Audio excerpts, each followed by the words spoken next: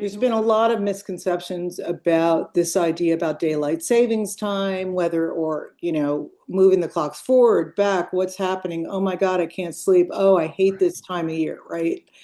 And from a scientific standpoint, there's not necessarily robust evidence that some of the claims about moving the clocks are real when it comes to actually sleep quality and how much people are getting, and being able to adjust.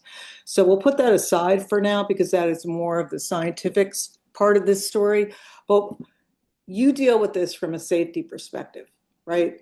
And so there was a survey that just came out that essentially said, a lot of Canadians actually associate safety issues with daylight savings time, and that this idea of losing sleep has become normalized within society. So I wonder if you could talk about, within the context of your work, exactly what you've been seeing and how you see either certain times a year or in general, this so-called sleep debt contributing to accidents or to safety issues in the workplace.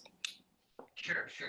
So first thing I think we have to think about is in my work, I deal with a lot of what I call occupational athletes. Uh, and oftentimes these are what I call elite occupational athletes, your shift workers.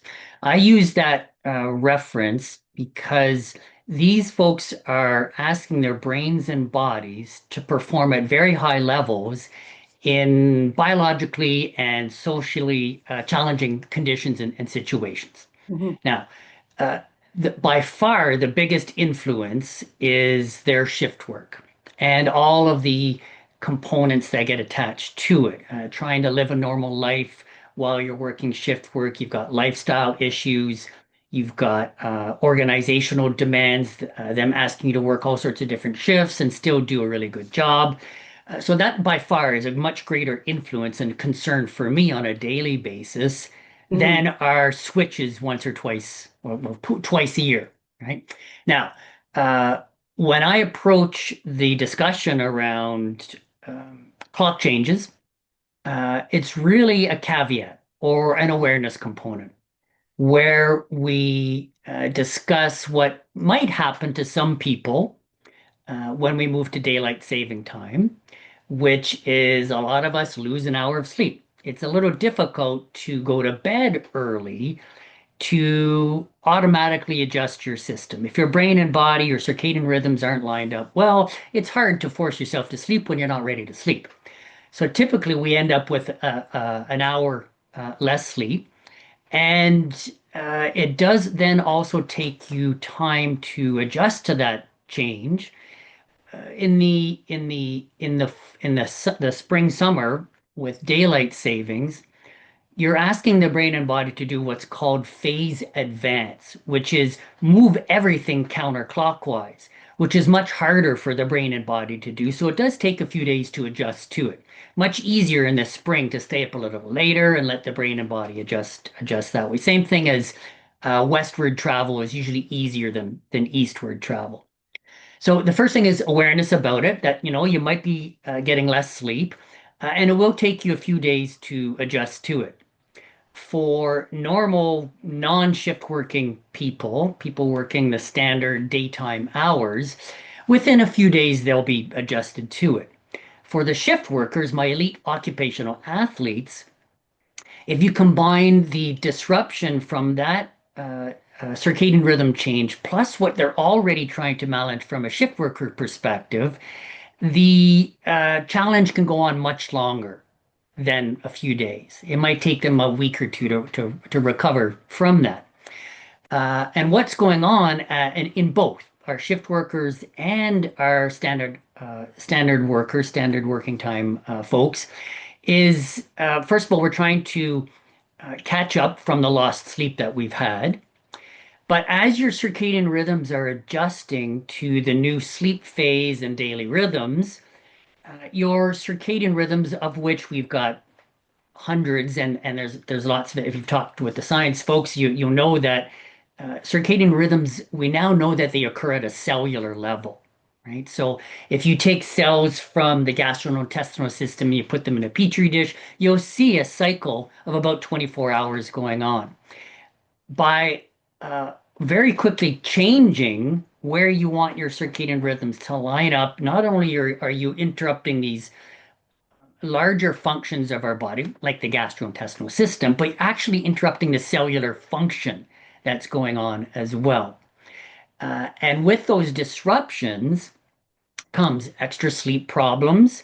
It might be more difficult to move your sleep forward, that is advance it, that is sleep earlier, which means that, sure, we get one less hour of sleep going from Saturday to Sunday, but if you're having circadian rhythms and trouble regaining or moving back up to 7, 8 hours of sleep, that sleep debt can continue on across the week, right? So now we've got people with circadian rhythm disruption, less fatigue or more fatigue, less alertness, and now we ask everybody to function perfectly well, right? So sure, we see a spike in often see a spike in motor vehicle accidents the Saturday to Sunday to Monday, but where the bigger cause for concern here is sure, motor vehicle accidents are bad, but all of the negative outcomes we're not really tracking or associating with the sleep disruptions and circadian rhythm disruptions. There's a great paper that shows that sleep problems are linked to 13% of occupational injuries out there. We're not talking, people smashing their cars and fatal accidents. We're talking about people stubbing their toes, falling and getting bruised up. Those things aren't normally traced to back to sleep issues, which could be contributed to by these changes in daylight savings time. So in my world, kind of going back to your original question, it's raising awareness of the changes that might happen, but also getting people to understand that they get layered on top of the challenges they already have. Very difficult for shift workers, but also difficult for the standard work hours, people who are already having sleep troubles as well, sleep disorders, or have got medical psychological conditions that might be interfering with their sleep already. Yeah. So, it's this concept, and this really came from my editor when he sent me over the assignment, that we seem to have somehow, and this is perhaps more truer in the United States than it is in Canada, but in general, Western society, at least on this side of the pond, we work a lot of hours and we don't get enough of the other quality part of life, right? So for whatever reason, we seem to have prioritized this lack of sleep because it's just part of Hmm. who our society or what our society is. How then does that normalization kind of apply to what some of the statistics that you're pointing out in the workplace, whether it's shift work or just general work, whether people are stubbing their toes, not getting their assignments done on time, um, or really being subjecting themselves to great risk if they're working with machinery or they're in a shipyard and they are moving cargo, whatever it might be. So you're right. The risks to safety are definitely there. But again, if we go back to what's being measured, safety is being measured. What's not being measured is the toll that sleep issues have on our health and productivity as well. So when you Mm. combine safety, sleep, or safety, health, productivity, the impact is huge. And I think your observation that there's this sort of deprioritization of sleep, sleep is down here and the rest of life is up here, that's where the biggest issue is. If you think about, so one of the examples I give in my training all the time is think about Sunday afternoon, right? It's say nobody's home. You've got your to-do list. It's sticking there on the fridge, but the environment is perfect. Nobody's home. It's quiet. Maybe it's a nice calm rain outside, the pitter patter of the rain on the windows and the roofs. I'm just going to take a quick little nap here, half hour, 45 minutes. So you lie down and you get some of this, what we call forbidden sleep. You know, you shouldn't be sleeping because you should be prioritizing the rest of your life. And then your romantic partner who's left the to-do list for you calls and hears a bit of grogginess in your voice when you pick up the phone and says, sorry, did I catch you sleeping? What's the very first thing you're going to say? No, no, no, I wasn't sleeping. Right. But Mm. I think that's a really good reflection of where we put sleep in our lives. And if we were to reprioritize things, we would see some dramatic changes out there. And I talk about this in my training with organizations all the time when we are trying to set up or we're discussing setting up programs specifically to manage sleep and fatigue. These programs do things like have employees report their fatigue levels before they do something safety critical to make sure they're in a good state of fitness to do that activity, that safety critical activity. We wouldn't need any of those systems if we put a different priority, a higher priority on sleep and managing fatigue at the overall societal level. I call this our sleep and fatigue culture. And it really does deprioritize sleep and fatigue below everything else out there. And really, that's where the problem is. If we all prioritized sleep and we had a culture that supported the prioritization of sleep and fatigue, it'd be much easier to then say, you know, I know we've got a deadline. And I've been working at this for 16 hours today. It's now 10 o'clock at night. I do have to get some sleep. I'm putting my hand up and calling it. Today's over, sleep time now. We don't, it's very difficult to do that because everybody would say that, you know, you're letting us down. You're not taking one from the team. You're not being a team player here. Deadlines are more important than sleep. When in actual fact, if you took time to sleep, to prioritize sleep, you'd probably get whatever that project is done more quickly, to a better quality, with less errors, when in the long run, it means you're putting less time towards it if you got better sleep. Yeah, so I think prioritization, this whole concept of sleep and fatigue culture is is where we really have to take our aim. Do you think, what, as you're talking about this, trying to meet deadlines and pushing aside, priority or prioritizing sleep, one of the things that came to mind is the fact that we're in this not only a 24-hour news cycle, but we're able to access anybody any time of day or night, right? So a lot of these habits start in college. All right, I remember many, many sleepless nights drinking, pots of coffee and staying up all night cramming for an exam. Okay, whether I had prepared days earlier or not, that was pretty much the norm. All right. Then I moved into the workforce where I kind of, in some ways, mimic those habits without perhaps realizing it. Okay, so as you start building that over time and you add technology into that, you kind of have become, you've created this endless loop, if you will, of that is very difficult to break. So, from your experience, what's the right time to intervene?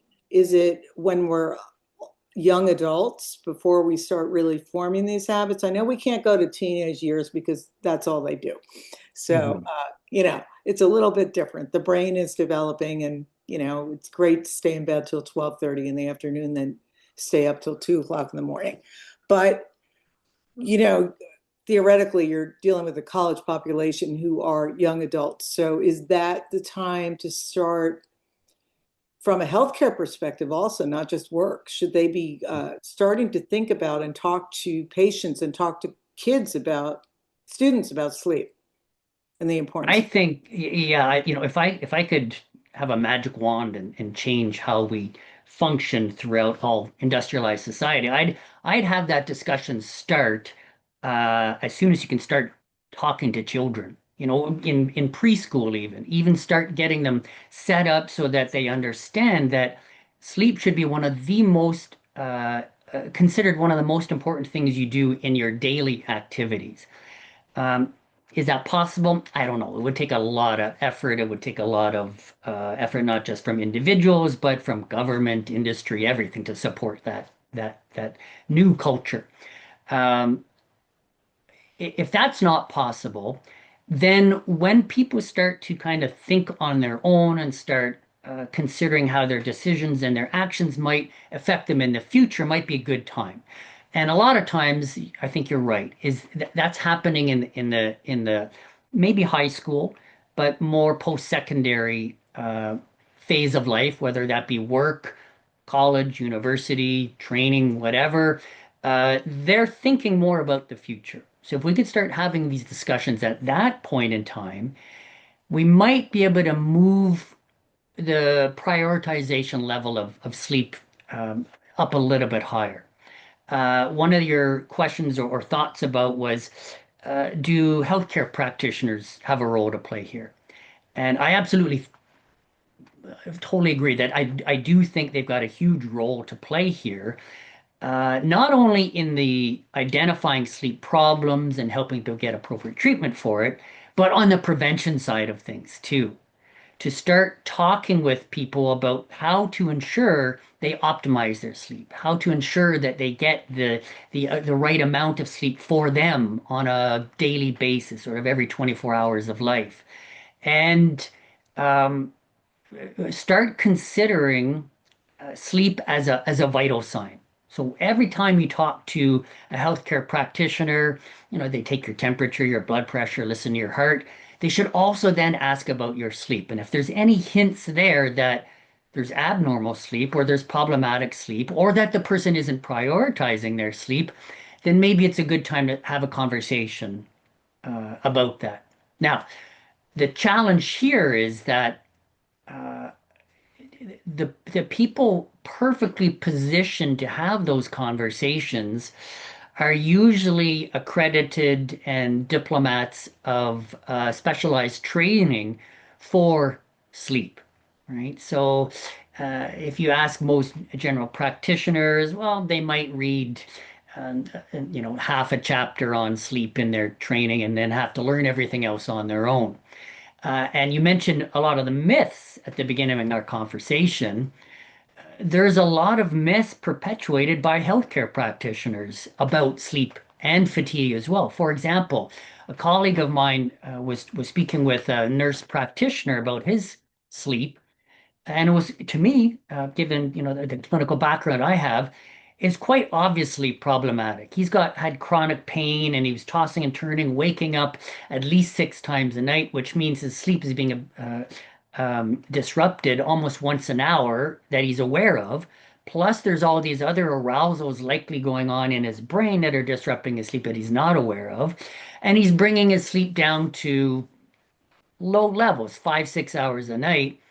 And the nurse practitioner said, it's okay. All you need is about 5 and a half hours of sleep a day. And it's quite normal to wake up 6 times a night. Those two things are not true at all. It's Mhm. not normal, right? So we also need our healthcare practitioners to learn more about sleep.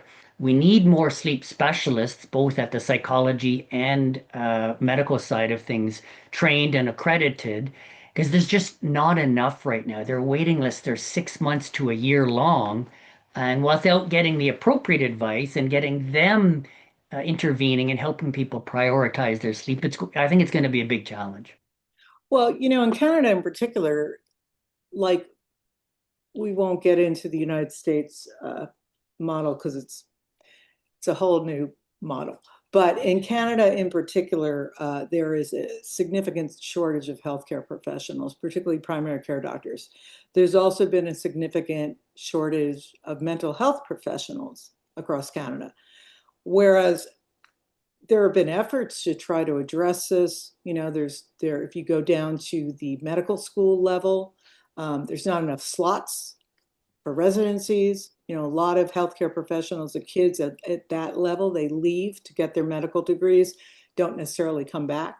You know, there's a lot of factors that go into perhaps lack of training when it comes to sleep. So when you start thinking about healthcare professionals getting involved in the conversation and or training themselves or reading a chapter, you also have to deal with the fact that there's not enough of them and they don't have enough time as it is, right? Everybody wants to get on their list.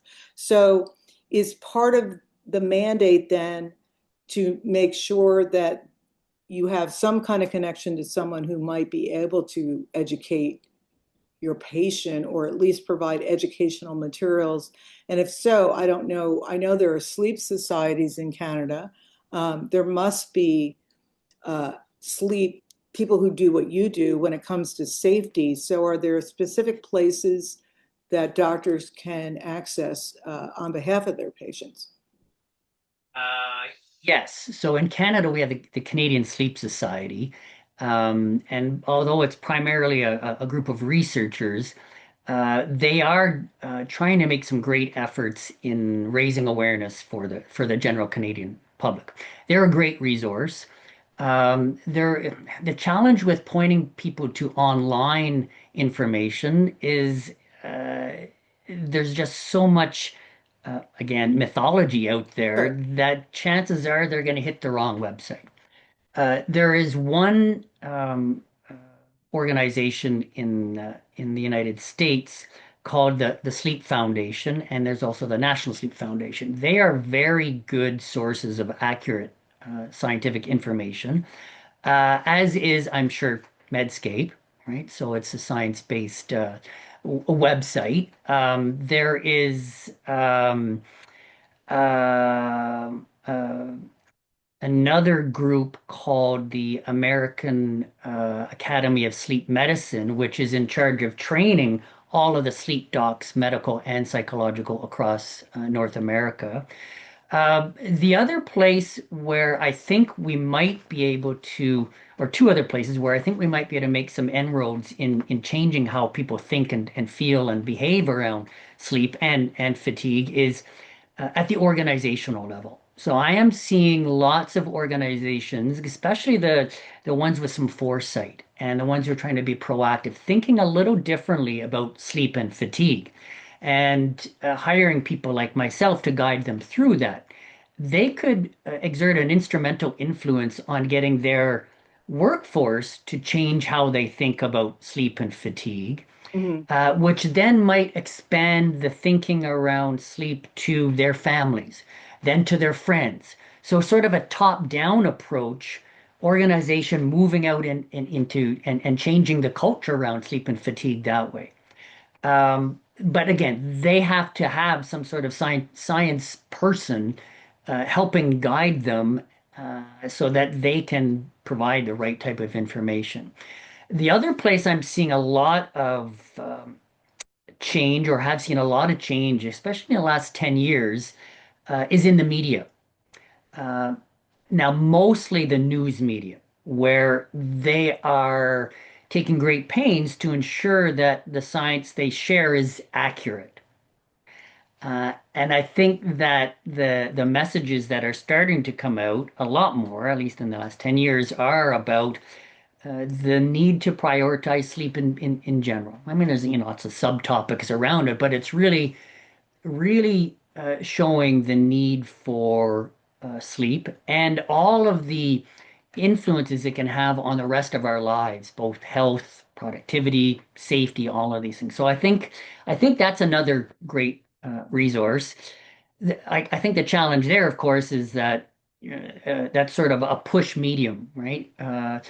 People are perhaps accepting the information from those sources, which is great.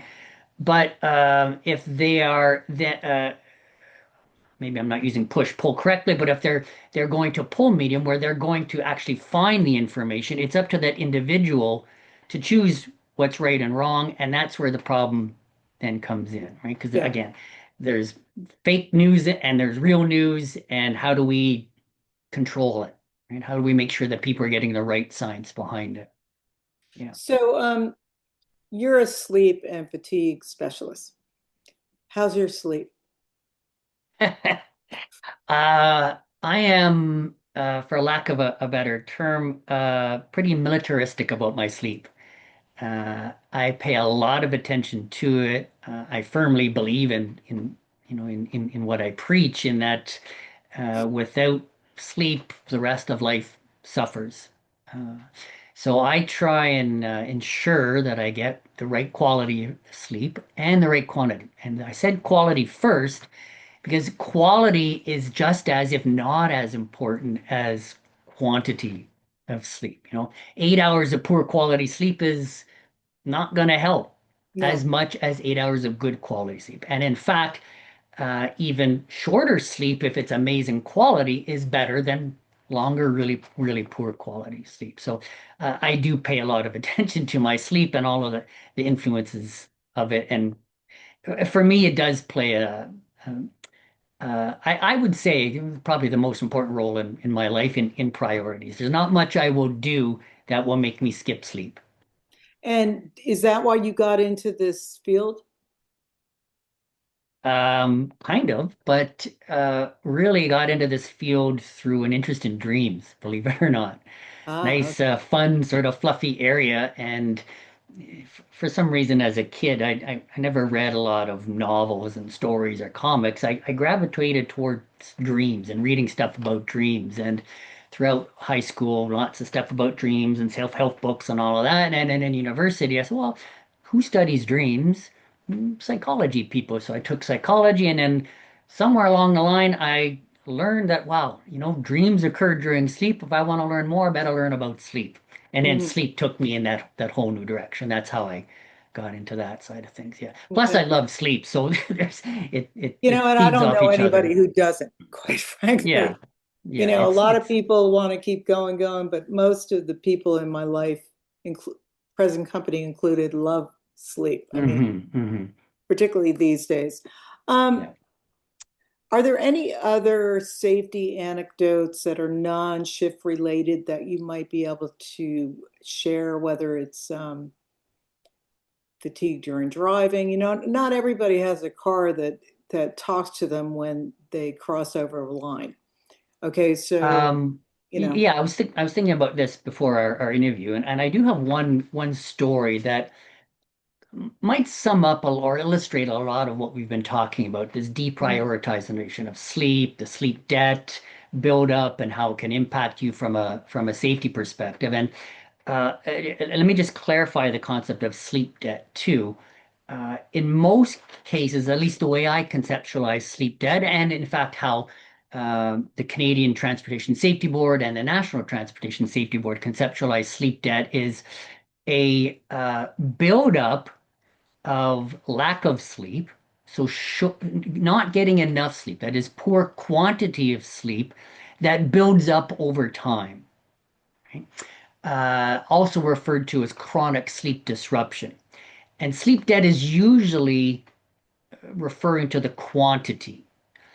What it doesn't refer to normally or capture really is the concept of quality being just as important. yeah, So in general, we refer to a chronic sleep disruption to capture the buildup of the detrimental buildup of a lack of sleep and a lack of quality of sleep. Okay, so um, for accident and incident investigations, what I used to do and still do a little bit of, actually more providing guidance to organizations on how to do it. Assessing sleep quality is after the fact is kind of hard, right? So in this particular incident, the safety board that studied this helicopter crash was really just looking at the quantity of sleep. But let me paint the picture for you here. So we had a young helicopter pilot with a young family, and they decided to take a trip, family vacation, and they had to cross a couple of time zones to get to their location. It might have been, I'd have to review it carefully, but I think they sure. were going down to Florida somewhere. But either way, so that there was some circadian rhythm disruption that that they incurred getting down to their vacation spot. I think there was one or two time zones they changed.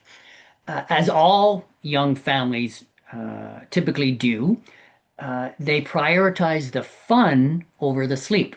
Right? We've got 1 week of vacation. We've got to cram as much fun in there as possible. We've got to build some memories for the kids, build some memories for us. And it was estimated that this pilot probably got about 6 hours of sleep every night for about a week, which is not terrible. In fact, the research shows that you can probably go 1 or 2 nights of 6 hours and sleep and still probably be okay. But the more often you shortchange yourself of sleep, even if you're getting 6 hours of sleep, the greater the buildup of impaired abilities. So the greater Yeah. the effect it has on your ability to perform safely. So we had this week of sleep debt buildup. The pilot comes home, crosses over a couple of time zones again. So again, a bit of a circadian rhythm disruption. His body's trying to catch up back to local home time. And then the first day back, might have obtained about 6 hours of sleep, but like all of us, you get home from vacation. We don't all have the luxury of taking a vacation after the vacation to recover. So right back to work the next day, dealing with healthcare, dropping kids off at daycare, doing groceries, all of these things during the day. They kept him quite busy. Starts his flying at 1700, about 5 p.m., and is doing medevac work, does a few flights, and the final flight, no patients on board, and he's just flying back to home base with two medical professionals in the aircraft. And there's a conversation that goes on that goes something like this. The pilot asks the two medical professionals in the back, "Hey, how are you guys doing back there?" And they say, "Well, actually, the question is, how are you doing?" And only been on duty since 5 o'clock, 9 o'clock. It's only 4 hours. Pilot then says, I'm doing okay, good enough to get home at least. And then for about the next hour, it's kind of quiet. About 10 o'clock, the on the cockpit voice recorder, you hear the medical professionals in the back. One of them say, "Gee, I could really sleep." And then the pilot says, "Yeah, that'd be really nice, eh?" I added the A in there. That's Canadianism. And that's It's really okay. nice. Or that would be nice. Or that would be great. Something like that. And then quiet in the cockpit.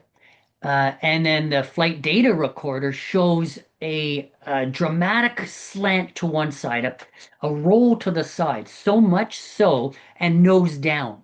So much so that the helicopter then became uncontrollable, crashed into the ground, and all three were killed.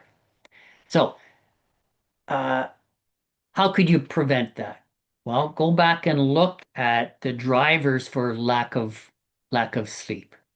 Uh, Trying to maximize fun, trying to get as much enjoyment out of it in there possible, and deprioritizing sleep.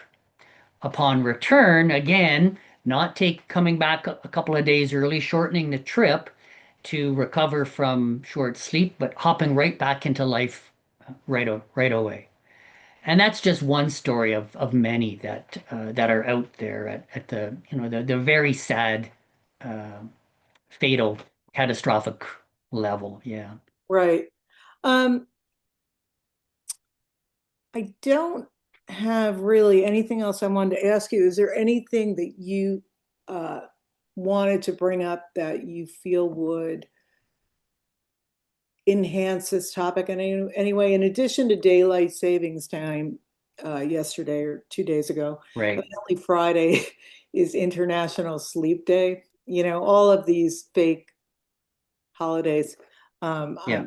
I think the best way to celebrate International Sleep Day is just take the day off and sleep. That But would be nice. yeah, I bet most of us can't. Yeah. So, in the context of this topic and in the work that you do, and given that we're in this situation where people are not getting enough sleep, is there anything else you would like to talk about or you'd like to add that you feel would be important to this overall discussion?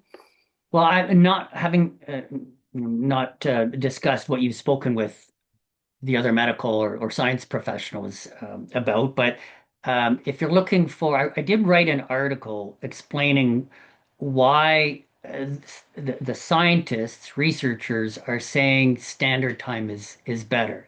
I won't get into all of those points here, but if you're looking Oh, for I another know. It's resource, been every single one of these people I spoke with said we shouldn't be changing the clocks.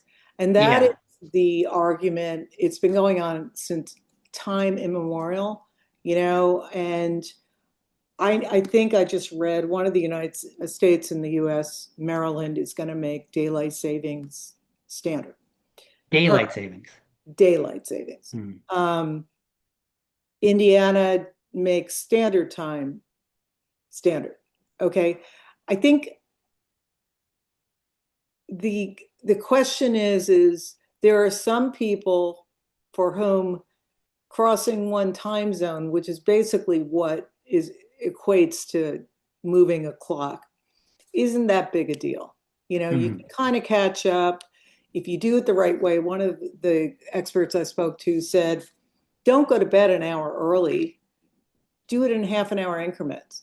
So Hmm. just do it slowly and your body will adjust. These are not for the chronic insomniacs. Obviously, what's driving their behavior around this is anxiety, right? So she said to me, one of them, they're already talking to me about they're already worrying about daylight savings time, right? And this was last Friday we spoke. Hmm. So I think part of that challenge with coming up with an agreement on what we're going to do is, I think what we're going to end up with is, okay, your state is now going to be permanently in daylight savings time all year round, except for when you travel an hour and cross a border of another state, now it's an hour earlier. Okay. And so you have to wonder, unless it becomes a universal acceptance. Now, Canada is a very big country, but seems to, because of the way that medicine and decisions are made, there are federal government things, and then you got all the provinces like the United States, right? So, what happens if only some of them want to go along with this idea of adjusting to standard time, and say Ottawa wants to go along with it, but BC says no way, and Manitoba says, I don't know, we're going to do both, so it gets very complicated. And I think it almost ruins sleep even more, no? Well, I think that also reflects the challenges with managing sleep and fatigue in organizations, the work that I do. Because, sure, if you followed science and biology, the best approach would be everybody adopt standard time, not daylight savings time. It helps with synchronizing our circadian rhythms much more and Yeah. exposure to light in the morning and all of that. Um, but the bigger challenge is making the administrative changes and organizational systems that have to change to support the change in time. Same thing in organizations. If we just did everything according to science, it'd be easy. We're done. But if you change a shift pattern in an organization, well, that could impact productivity, it could impact shipping times, all the way down to shareholder outcomes, all of these things. But again, if we go back to what have we prioritized here, right? Sure, there's going to be these administrative changes, but if we prioritize sleep and acknowledge the great role it can play in health, productivity, and safety, well, then it might make getting over these administrative hurdles worth the challenge in some cases. I think that's a For a good point. lot of yeah, Yeah. in a lot of cases, uh, it just seems like a hassle, right? So people don't understand the all of the benefits that could incur. So if you do a cost benefit analysis, it's just way too much work to do this. So forget it. We're not going to do it. Well, you also have the part of the population, present company included, that love daylight savings time. I live Yes. for it. I do. I like having, and I know a lot of my contemporaries do as well. I enjoy having extra hours in the evening when it's still light. So it gives me more time to decompress after work. when it turns dark very early, I find that very depressing. I find that light deprivation. It makes me want to go to sleep at 5 o'clock in the afternoon, not 10 o'clock at night. So, Hmm. I think that's also part of, as humans, we like certain things, right? We adjust to certain things, and not everybody can then shift as easily, And I love this. I was thrilled. I celebrated. For me, it wasn't a I, big deal. I yeah, just, if we could all adjust our lives to support our preference for where we are awake during the day, right. and have it supported by culture, organizations, work, Sure. all of that stuff, we probably wouldn't be having this conversation all the time, right? Probably Like, not. Yeah. yeah, I'm not a true night owl. But if I could, I'd sleep till 9 o'clock every morning and be up a lot later, which would align much more nicely with summer hours. Um, the other component to that is that if we can start increasing awareness around sleep, people might then also start accepting the need to artificially control light, which can then have an impact on how well we function and our preferences during the days and these factors as well. Yeah, and that has to lot, scientists have been studying, scientists who look at circadian rhythms and light. And I did a piece, I forgot how long ago it was, that was essentially about that. And it was, you know, how can people individually take advantage of light? And by and large, even when it was a cloudy day, the recommendation was start your day by going outside. You Hmm. know, go Hmm. outside for 15 minutes, give yourself some exposure, and I know that there are lighting companies uh, who are doing direct research with scientists looking at how they can affect health outcomes by actually adjusting either exposure to light or the type of light that people are being exposed to. So we Hmm. know that work is going on. I think it's really about, like you have said several times, it's about our adjustment in terms, not just in terms of knowledge, but acceptance, right? That we don't have to live this way, but we have to be convinced we don't have to live this way, right? Yeah, that's right. Yeah. Yeah. A bit of I don't like the term vicious circle though. Like, how do you intervene in there? And Yeah. it is a challenge. It's also what one of the things that I find very interesting about working in sleep and fatigue is it's not just about biology, right? There's all these other factors that play a role, like convincing ourselves that it's the right thing to do. Right. It is. Sleep.